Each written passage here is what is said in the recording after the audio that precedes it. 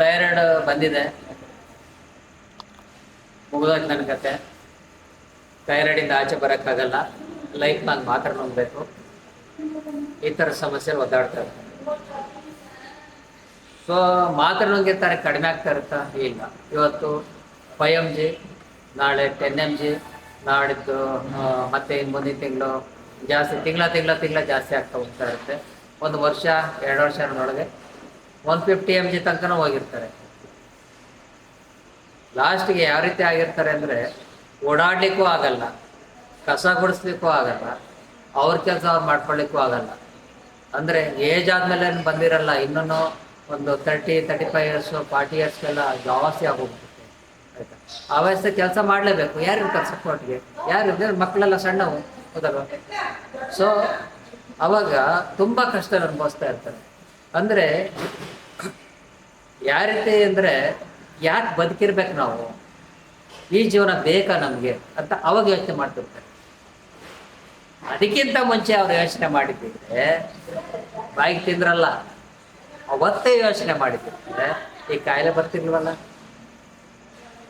ಪ್ರತಿಯೊಂದೂ ಕೂಡ ನಾವು ತಿಂತಕ್ಕಂಥ ಆಹಾರದಿಂದನೇ ಅಂತ ಅಂದ್ಕೊಳ್ಳಿ. ಪ್ರತಿಯೊಂದು ನಮಗೆ ಏನು ಕಾಯಿಲೆ ಬಂದಿದೆಯೋ ಆಹಾರದಿಂದನೇ ಬಂದಿರುತ್ತೆ. ನಾವು ಬಾಯಿ ಬಂದು ತಿಂದ್ಬಿಟ್ಟು ದೇವ್ರ ಹತ್ರ ಕೇಳ್ಕೊಳ್ಳೋದು, ಏನಪ್ಪ ದೇವ್ರೆ ನನಗೆ ಹಿಂಗೆ ಮಾಡ್ಬಿಟ್ಟಲ್ಲ, ಅಷ್ಟು ನಾನೇ ರೀತಿತ್ತ, ನಾನೇನು ಅನ್ಯಾಯ ಮಾಡಿದ್ದೀನಿ ಅಂತ ದೇವರಿಗೆ ಬೇಕು. ಯಾಕೆ ಅವನೇನು ಮಾತು ಕೇಳ್ತಾನೆ ಅಷ್ಟೇ, ನನಗೆ ರಿಟರ್ನ್ ಮಾತಾಡಲ್ಲಲ್ಲ. ಸೊನ್ನೆ ಹಾಗೆ ಜನಗಳಿಗೆ ಹೇಳಿದ್ರೆ ಹೋಗಯ್ಯ ಮುಚ್ಕೊಂಡು ಹೋಗಿ, ಹೌದಲ್ವ? ಹಂಗಾಗಿ ಅವ್ನು ಕೇಳ್ತಾರೆ ಅಂತ ಅವ್ನು ಕೇಳ್ತಾರೆ. ಥೈರಾಯ್ಡು ಕೆಲವ್ರು ಕೇಳ್ತಾರೆ, ಸರ್ ಯಾಕೆ ಬರುತ್ತೆ ಸರ್ ಥೈರಾಯ್ಡು? ನಾನು ಒಂದೇ ಸರಿ ಹೇಳ್ತೀನಿ, ಕ್ಲೀನಾಗಿ ಉಪವಾಸ ಮಾಡಿ, ಒಂದು ಮಧ್ಯಾಹ್ನ ತನಕ ಏನು ತಿನ್ಬೇಡ್ರಿ, ಕ್ಲೀನಾಗಿ ಉಪವಾಸ ಮಾಡಿ, ದೇವ್ರ ಪೂಜೆ ಮಾಡಿ ಕ್ಲೀನಾಗಿ ಅಂತ. ಏನು ಸರ್ ಹಿಂಗಂತೀರಿ? ಯಾರ ಕೇಳಿದ್ರೆ ಅದೇ ಫಸ್ಟ್ ನಾನು ಕೇಳೋದು ಕ್ವಶನ್ ಅದು, ಏನು ಉಪವಾಸ ಎಲ್ಲ ಚೆನ್ನಾಗಿ ಮಾಡಿ ದೇವ್ರ ಪೂಜೆ ಮಾಡ್ತಾ ಇದ್ದೀರಾ ಅಂತ ಕೇಳಿ. ಹೌದು ಸರ್ ದೇವ್ರ ಪೂಜೆ ಮಾಡ್ತಾ ಇದ್ದೀನಿ ನೋಡಿ ಸರ್, ಆದರೂ ಹಿಂಗೆ ಅಂತಾರೆ. ಅಂದರೆ ದೇವ್ರ ಪೂಜೆ ಮಾಡೋದ್ರಿಂದ ಬರುತ್ತೆ ಅಂತ ನಾನು ಹೇಳ್ತಾ ಇಲ್ಲ. ಅವರು ಬೆಳಿಗ್ಗೆ ಹೇಳೋದು 7 ಗಂಟೆ 7ವರೆಗೆ ಎದ್ದಿರ್ತಾರೆ, ಮಕ್ಕಳಿಗೆ ಊಟ, ಆ ಮಕ್ಕಳಿಗೆ ಸ್ಕೂಲಿಗೆ ಕಳಿಸ್ಬೇಕು, ಅವ್ರಿಗೆಲ್ಲ ರೆಡಿ ಮಾಡಿ ಸ್ನಾನ, ಅವ್ರಿಗೆ ತಿಂಡಿ ಎಲ್ಲ ರೆಡಿ ಮಾಡಿ ಆದಮೇಲೆ ಗಂಡನಿಗೆ ಕಳಿಸ್ಬೇಕು, ಅಂಗಡಿಗೆ ಉದ್ಯೋಗಕ್ಕೆ ಏನು ಹೋಗ್ತಾ ಇರ್ತಾರೆ ಅವ್ರಿಗೆಲ್ಲ ರೆಡಿ ಮಾಡ್ಕೊಡ್ಬೇಕು. ರೆಡಿ ಮಾಡಿ ಅವ್ರಿಗೆ 10-10:30 ಆಗೋಗುತ್ತೆ. ಅವಾಗ ಅಂತ ಉಸಿರು ಬಿಟ್ಕೊಂಡು ಆವಾಗ ಕಾಫಿನೋ ಟೀನೋ ಏನು ಬೆಳಿಗ್ಗೆ ಒಂದ್ಸರಿ ಕುಡಿದಿರ್ತಾರೆ, ಮತ್ತೆ ಸಮಾಧಾನಕ್ಕೆ ಆರಾಮಾಗಿ ಕುತ್ಕೊಂಡು ಕಾಫಿ ಟೀ ಕುಡಿದ್ಬಿಟ್ಟು ಎದೋಡೋದ್ರಿಗೆ 11 ಗಂಟೆ 11:30 ಆಗಿರುತ್ತೆ. ಆವಾಗ ಸ್ನಾನಕ್ಕೆ ಹೋಗಿ ಬಂದು ಆವಾಗ ಪೂಜೆಗೆ ಹೋಗೋದು. ರಾತ್ರಿ 11:30 12 ಗಂಟೆ ಪೂಜೆ ಮಾಡಿ ಆವಾಗ ಟಿಫನ್ ಏನೋ ತಿಂತೀನಿ ಅಂತ ತಿನ್ನೋದು. ಅಲ್ಲಿನ ತನಕ ಖಾಲಿ ಹೊಟ್ಟೆ. ಪ್ರಯೋಜನ ಏನು? ದೇವ್ರ ಪೂಜೆ ಮಾಡಿದ್ ಏನು ಸಿಕ್ತು ನಿಮಗೆ? ಅದ್ರ ಬದಲು 4:45 ಗಂಟೆಗೆ ಹೇಳಿ, ಬ್ರಹ್ಮಿ ಮುಹೂರ್ತದ ಹೇಳಿ, ಒಳ್ಳೆ ಪೂಜೆ ಮಾಡಿದ್ರೆ ಅವಾಗ ಪೂಜೆ ಮಾಡಿದ್ರೆ ಬ್ರಹ್ಮಿ ಮುಹೂರ್ತ ನೀವು ಕೇಳಿದ್ದೆಲ್ಲ ಕೊಡ್ತಾನಲ್ಲ ಶಿವ. ಬ್ರಹ್ಮಿ ಮುಹೂರ್ತಲ್ಲಿ ನೀವೇನು ಕೇಳಿದ್ರು ಕೊಡ್ತಾನೆ. ಅವಾಗ ಪೂಜೆ ಮಾಡಿ, ಆ ಟೈಮಲ್ಲಿ ಅಷ್ಟೊತ್ತಿಗೆ ಎದ್ದು ಪೂಜೆ ಮಾಡಿ ಫ್ರೆಶಪ್ ಆಗಿ ಪೂಜೆ ಮಾಡ್ತೀರಿ. ಆ ಮಕ್ಕಳೆದ್ದಾಡ್ತ ಅವಾಗ ಅವ್ರಿಗೆ ಕೆಲಸ ಮಾಡಿ, ಅವ್ರಿಗೆ ಏನು ತಿಂಡಿ ಮಾಡ್ತಾರೆ ಅವಾಗ ಅವ್ರ ಜೊತೆಲಿ ಕೂತ್ಕೊಂಡು ತಿಂಡಿತೀನಿ ಆಗೋತಲ್ಲ ಕೆಲಸ.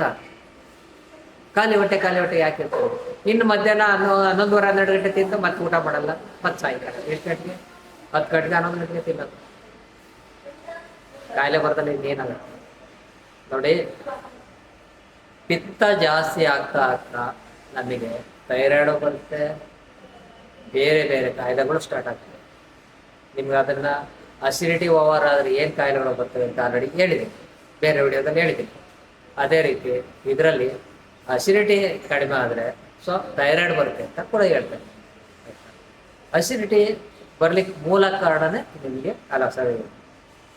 ಥೈರಾಯ್ಡ್ ಬರಲಿಕ್ಕೆ ಮೂಲ ಕಾರಣನೇ ಅಸಿಡಿಟಿ ಓವರ್ ಆಗ್ತಾ ಥೈರಾಯ್ಡ್ ಗ್ರಂಥಿಗಳು ಹಾರ್ಮೋನ್ಸ್ ಇಂಬ್ಯಾಲೆನ್ಸ್ ಆಯಿತು. ಹಾರ್ಮೋನ್ಸ್ ಇಂಬ್ಯಾಲೆನ್ಸ್ ಆದರೆ ಯಾವುದೇ ಅಂಗಾಂಗಗಳಿಗೆ ಆಹಾರಗಳ ಸಪ್ಲೈ ಆಗೋಲ್ಲ, ಜೀರ್ಣಕ್ರಿಯೆ ಆಗೋಲ್ಲ, ಓದಲು ಬರುತ್ತೆ, ಆಯಿತಾ? ಸ್ಕಿನ್ ಅಲರ್ಜಿಗಳು ಜಾಸ್ತಿ ಆಗ್ತಾ ಹೋಗ್ತವೆ, ಮತ್ತು ಮೆಮರಿ ಪವರು ಹಾಳಾಗ್ತಾ ಹೋಗುತ್ತೆ. ಮೆಮರಿ ಪವರು ಯಾವುದೇ ಕಾರಣಕ್ಕೂ ಇರೋದಿಲ್ಲ. ಈಗ 5 ನಿಮಿಷ ಅಲ್ಲ 2 ನಿಮಿಷದಲ್ಲಿ ಹೇಳಿದ್ದು ಸಹ ಮತ್ತೆ ಏನೋ ಹೇಳಿರಲ್ಲ ಹೇಳಿ ಅಂತಾರೆ. ಯಾಕಂದರೆ ಅವರಿಗೆ ಯಾವುದೇ ಆಹಾರನೂ ಸರಿಯಾಗಿ ಬ್ರೈನ್ಗೆ ಸಪ್ಲೈ, ಆಹಾರ ಅಂದರೆ ಕ್ಯಾಲ್ಸಿಯಂ ಮೆಗ್ನೀಸಿಯಂ ಪ್ರೋಟೀನ್ಗಳ ಕೊರತೆ ಜಾಸ್ತಿ ಆಗ್ತಾ ಇರುತ್ತೆ. ಯಾಕೆಂದರೆ ಹಾರ್ಮೋನ್ಸ್ ಆ ರೀತಿ ವರ್ಕ್ ಮಾಡ್ತಾ ಇರುತ್ತೆ. ಸೊ ಅದರಿಂದ ಕಿಡ್ನಿ ಮತ್ತು ಇದಕ್ಕೆ ಹಾರ್ಟ್ಗೆ ತುಂಬ ಡೇಂಜರ್ ಝೋನಿಗೆ ತಗೊಂಡೋಗ್ತಾರೆ ಕೆಲಸ ಮಾಡೋದು. ಕಿಡ್ನಿ ಕೆಲಸ ಮಾಡಲಿಲ್ಲ ಸರಿಯಾಗಿದ್ರೆ ಬ್ಲಡ್ ಹಾಳಾಗ್ತದೆ, ಬ್ಲಡ್ ಕೆಟ್ಟೋಗ್ತದೆ. ಬ್ಲಡ್ ಕೆಟ್ಟೋಗಿರೋ ಬ್ಲಡ್ಡನ್ನು ನೀವು ಕಳಿಸ್ತಾ ಇರ್ತಪ್ಪ ಬೇರೆ ಕಡೆ ಅಂತಂದರೆ ಎಲ್ಲ ಅಂಗಾಂಗಗಳು ಹಾಳಾಗುತ್ತದೆ.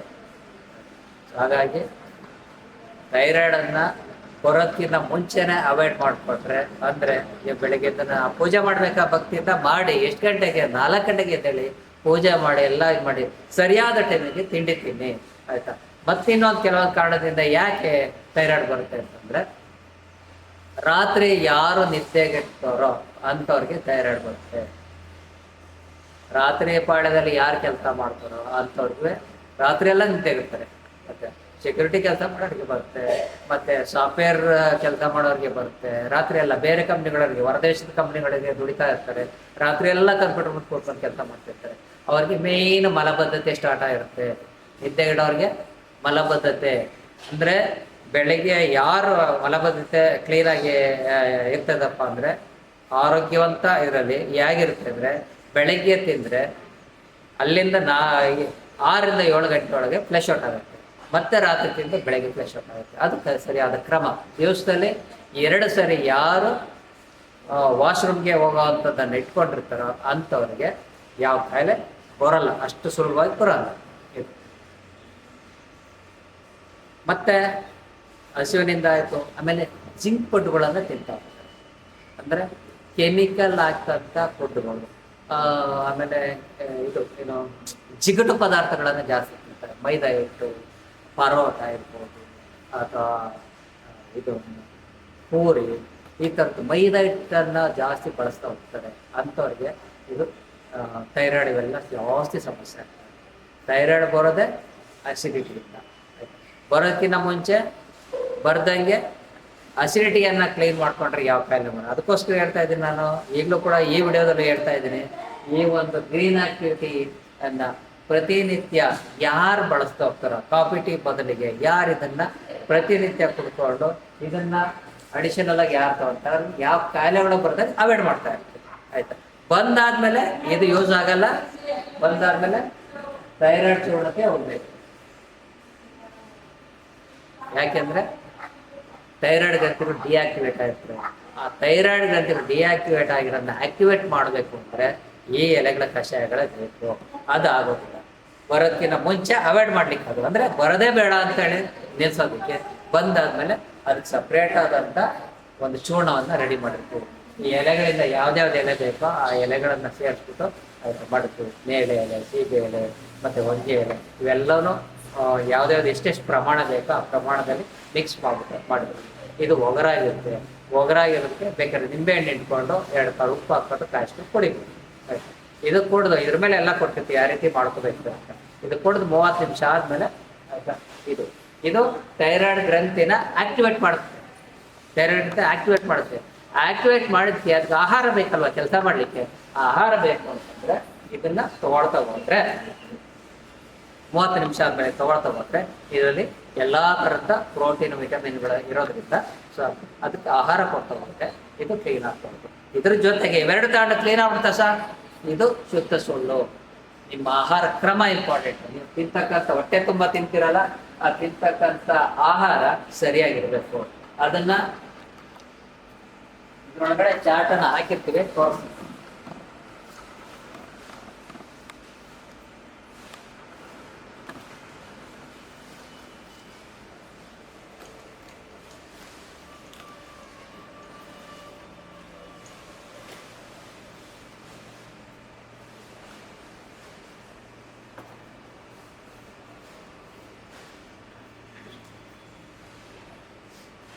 ಆಮೇಲೆ ಇನ್ನೊಂದೇನಪ್ಪ ಅಂದ್ರೆ, ಥೈರಾಯ್ಡ್ ಬರ್ತಾ ಇದೆ ಅಥವಾ ಬಂದಿದೆ ಅಂತ ಕೆಲವರು ಚೆಕ್ಕೆ ಮಾಡಿಸಿರಲ್ಲ.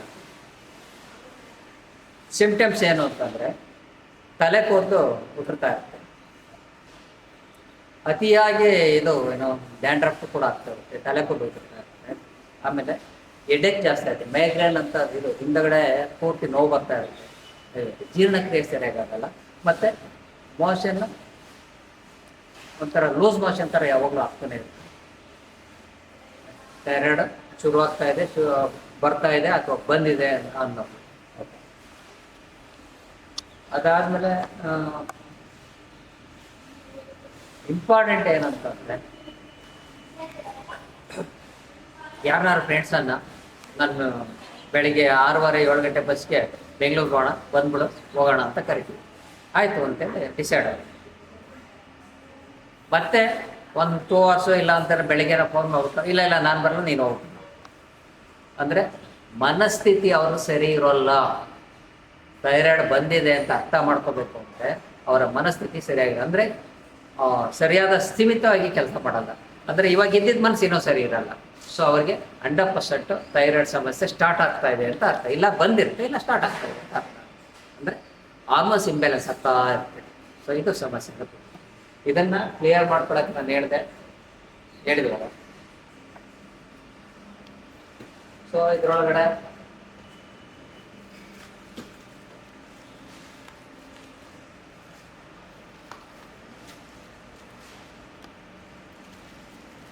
ಈ ಪ್ಯಾಕೆಟ್ ಒಳಗೆ ಉಪ್ಪಿರುತ್ತೆ, 4 ಟೈಮ್ ಆಗೋಷ್ಟು. ಇದನ್ನು ಶರೀರ ಶುದ್ಧೀಕರಣ ಮಾಡ್ಕೊಳ್ಳೋಕೆ ಉಪಯೋಗಿಸ್ಬೋದು. ಥೈರಾಯ್ಡ್ ಚೂರ್ಣ ಇರುತ್ತೆ,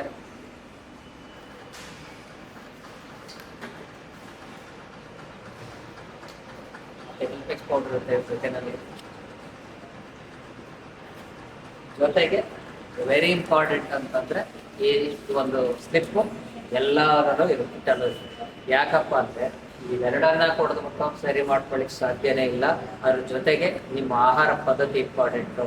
ಇವತ್ತು ಶುಗರಿಂದ ಆಚೆ ಬರ್ಲಿಕ್ಕೆ ಆಗ್ತಾ ಇಲ್ಲ, ಥೈರಾಯ್ಡಿಂದ ಆಚೆ ಬರ್ಲಿಕ್ಕೆ ಆಗ್ತಾ ಇಲ್ಲ, ಇನ್ನೊಂದಿಂದ ಆಚೆ ಬರ್ಲಿಕ್ಕೆ ಆಗ್ತಾ ಇಲ್ಲ. ಕಾರಣ ಏನಂದರೆ ಸಣ್ಣಗಳಿಗೆ ಏನು ಕೆಲಸ ಆಗುತ್ತಾ ಆಗಲ್ಲ. ಜಸ್ಟು ಅವಾಯ್ಡ್ ಮಾಡ್ಬೋದು, ಬಿಟ್ಟರೆ ಕ್ಲಿಯರ್ ಮಾಡೋಕ್ಕಾಗಲ್ಲ. ನಾವು ತಿಂತಕ್ಕಂಥ ಆಹಾರವನ್ನು ಸರಿ ಮಾಡಿಕೊಂಡ್ರೆ, ಅದ್ರ ಜೊತೆಗೆ ಏನು ಮಾತ್ರೆ ಔಷಧಿ ತೊಗೊಳ್ತೀರ ಅದ್ರ ಜೊತೆಗೆ ಆಹಾರ ಪದ್ಧತಿನೂ ಸರಿ ಮಾಡ್ಕೊಂಡ್ರೆ 100% ವಾಚ್ ಮಾಡ್ತೀವಿ. ನಾವು ಹೊಟ್ಟೆ ತುಂಬ ತಿನ್ನೋಂಥದ್ದು ಏನೇನು ಬೇಕು ಅದು ತಿಂದ್ಬಿಟ್ಟು ಇದೇನೋ ಒಂಚೂರು ಕಷಾಯ ಕುಡಿಯೋದು ಇನ್ನೊಂದೇನೋ ಕುಡಿಯೋದು ಮಾಡಿದ್ರೆ ಆಗೋಲ್ಲ. ಅದಕ್ಕೋಸ್ಕರನೇ ಚಾರ್ಟ್ ಏನು ಮಾಡಬೇಕು ಏನು ಅಂತೇಳಿ ಚಾರ್ಟ್ ಕೊಡ್ತೀವಿ. ಹಠ ಮಾಡಿ ಬನ್ನಿ, 100% ನೀವು ಕ್ಲಿಯರ್ ಆಗ್ತದೆ.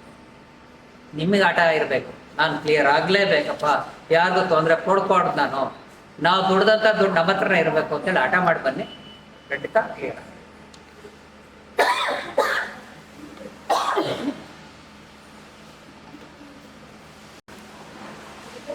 ಇವೆರಡು ಸೇರಿ 2340 ರೂಪಾಯಿ.